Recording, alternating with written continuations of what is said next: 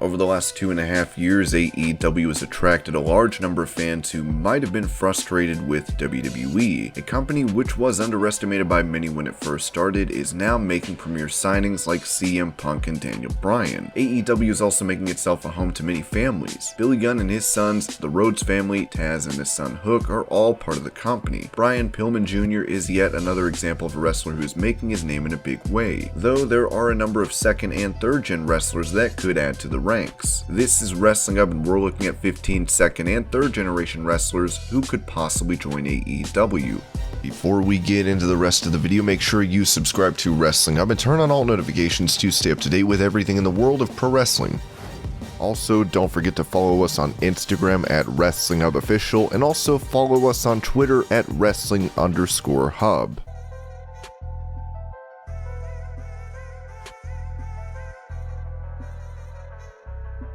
Ted DiBiase Jr. debuted in 2006 after training with Chris Youngblood and Harley Race's Wrestling Academy. In February 2007, he won the Fusion Pro Tag Team Championship with Mike DiBiase, his brother. DiBiase Jr. was a man of potential who could have had a great future with WWE. Cody Rhodes and DiBiase were taken under the wing of Randy Orton. The two enjoyed 2 victories of Tag Team Gold, after which they formed the Legacy faction with Orton. After the dissolution of Legacy, DiBiase Jr. started performing in singles competition and even received the $1 Million Championship from his father. On September 1st, 2013, DiBiase Jr. parted ways with WWE. He left to pursue other business ventures and to take care of his family. He married in 2008, and he and his wife welcomed their first child in 2012. By way of his wrestling connections, he set up the Ted DiBiase Foundation, which focused on community causes. He started selling college books to make a living. He later established a career in insurance and is now the VP of One Life. He also tours colleges as a motivational speaker. DiBiase participated in his last match in 2017 in an appearance in Pro Wrestling Ego. However, fans have still kept their hope alive, waiting for the 38-year-old to return.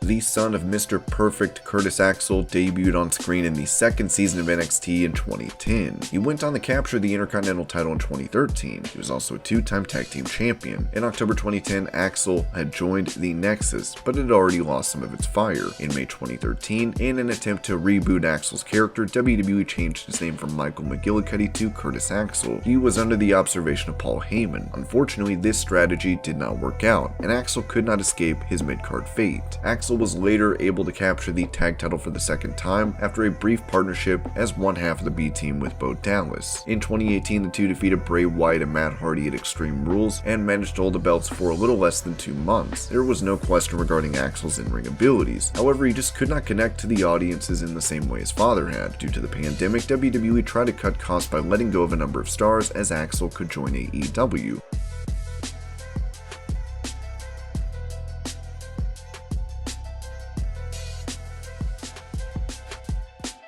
The Anoa'i family has given the wrestling industry Lance Anoa'i along with other famous wrestlers such as Yokozuna, Afa, Sinka, Rikishi, Jacob Fatu, The Rock, The Usos, Roman Reigns, and more. Lance only wanted to continue his family legacy. He made several appearances in WWE and has patiently been waiting to work with the company, but Lance is currently performing on the independent circuit, where he has gained recognition for his time in Major League Wrestling in 2018 and 19. During an interview, Lance shared that he had received an opportunity to work with MLW on a full-time basis, but he chose not to because he was hoping to work with WWE. In 2019, Lance and Shane McMahon worked a match on Raw. He was hoping this would lead to him being brought back for a tag team bout. Here, he was to pair up with his cousin Roman Reigns against Shane and Drew McIntyre. Sadly, this did not come to pass. Lance enjoyed Roman's rivalry with cousin Jey Uso and said he was looking forward to the Hell in a Cell match for the Universal title. Lance made it clear he would only consider signing with another company if he was given a good deal financially. Right now, the independent circuit has been the best bet for him, but perhaps with some negotiation, he could be a great asset to AEW.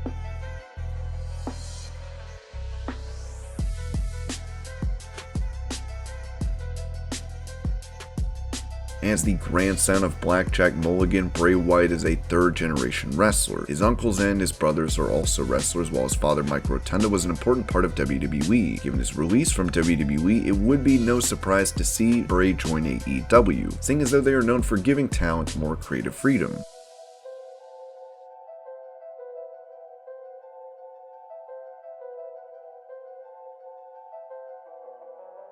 Jacob Fatu is yet another member of the Wyatt family. He is the son of the Tonga Kid, and his uncles Rikishi and Umaga created history in WWE. He did not have the same fate in the company, as he is yet to be signed by WWE. In MLW, he has been successful since 2019, even defeating Tom Lawler to win the heavyweight title. With him not being signed by WWE, AEW could look at it as the perfect opportunity to sign their own member of the Wyatt family.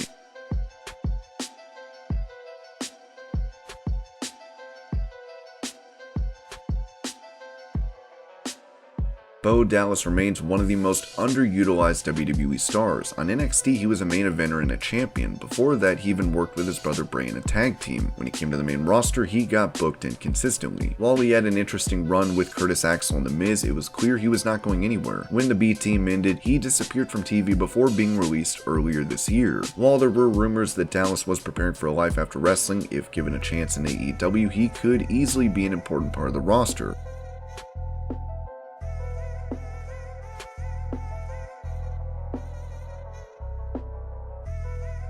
The Gorillas of Destiny are well known in the wrestling world. Haku's sons, Tama Tonga and Tonga Loa, have been wrestling in New Japan and Ring of Honor, but now with the Forbidden Door open, it's possible for them to make their debut in AEW. Their brother is another member of the family who recently fought in AEW for the IWGP title against Lance Archer.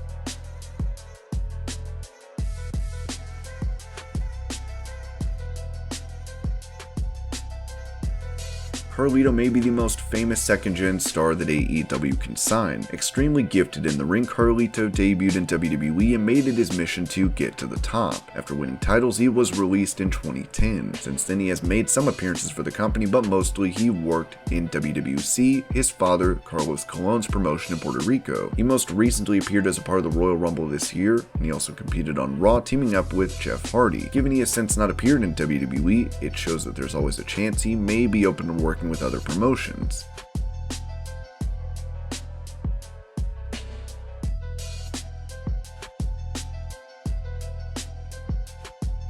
David Finlay comes from a long line of wrestlers following in the footsteps of his great-grandfather John Liddell. The fourth-generation wrestler was trained by his father Fit Finlay, after which he continued training with Kojima in the New Japan Dojo. Finlay made his debut on December 22, 2012 at the European Wrestling Promotion. On the same day with Fit Finlay, the two defeated Danny Collins and Robbie Brookside in an Irish street fight. After that, he's been competing in other independent promotions. Finlay, Ricochet, and Kojima are former Never Openweight 6-man tag champions. In 2015, New Japan hosted the Best of the Super Juniors tournament. Finlay entered but faced crushing defeats. After that, Finlay was announced as a young lion, or rookie in layman's terms. Finlay carried this name with him until September 2016, where he stated he could no longer be considered that. Finlay and Juice Robinson often work together as FinJuice and are former IWGP Tag Champions. A video package was aired on February 13th promoting FinJuice at No Surrender. This marked an arrival to Impact. They defeated Gallows and Anderson to win the Impact Tag belts. Finlay may have a shot at AEW, with him so far being a crowd favorite.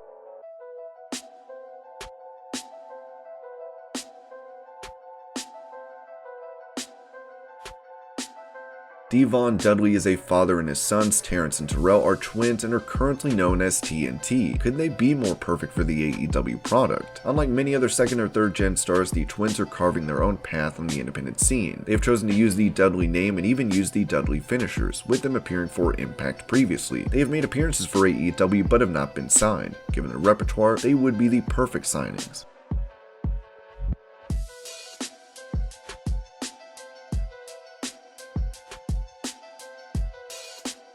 Son of the controversial Chris Benoit, David is one of the more overlooked figures in wrestling. The tragic passing of his mother and brother, along with the heinous death of his father, has taken a toll on his career. Looking eerily similar to his dad, David Benoit has made it a goal to become a wrestler. David revealed he was training and wanted to wrestle under the name Chris Benoit Jr. He went on to add he wanted to wrestle in AEW or New Japan, with him having no intention to go to WWE.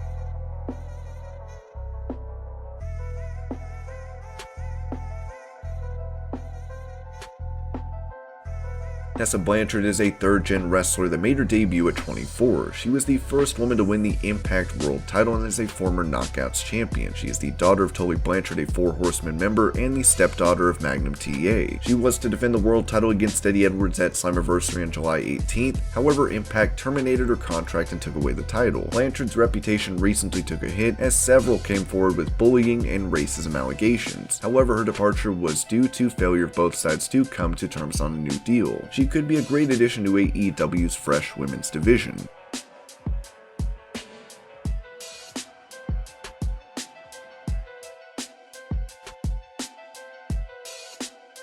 When Paige first came to WWE, she immediately made a splash, winning the NXT Women's title. Paige is a second-gen star hailing from the infamous British Knight wrestling family. Her parents, as well as her brothers, are all wrestlers and run a promotion. When she went to the main roster, she defeated AJ Lee in her debut match and became Divas Champion. She had personal issues where she was suspended twice for violating the company's wellness policy. When she finally returned, a kick from Sasha Banks during a house show caused a career-ending neck injury. She has since been a SmackDown GM, but more recently has been streaming on Twitch. At her age, she has a lot of time to try and get clear to compete. And these were 15 second and third gen stars that could sign with AEW. Hope you're all having a great day. Thank you so much for watching, and I'll see you later.